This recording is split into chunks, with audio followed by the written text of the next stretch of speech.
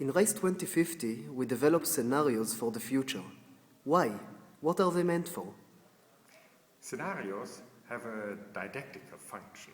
That's not their only function, but that's an important function. And from a didactical standpoint, we can identify threat scenarios which present a threat to make people, to make the target group change their behavior, change their lives, change their policy, and for the same reason present positive visions.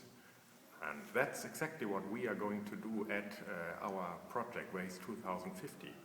We present a threat scenario for transport and transport industry in Europe 2030 and a positive vision for 2050.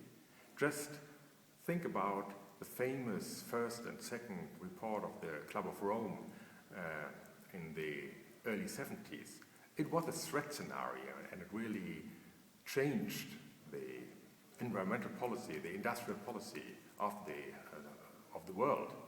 Although we now know it was not always correct, but it had a great impact.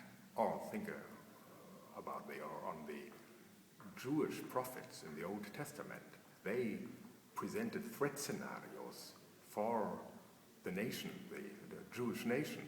God will destroy the country if you don't change your lives.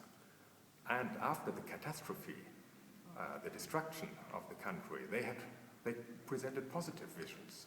And what we need in Europe is both a threat scenario for transport and transport industry in Europe and a positive vision for 2050 to fight for and to work for.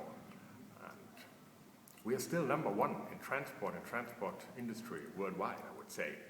But in order to keep the pole position, we have to change the way we have to change our transport policy and even our lifestyles.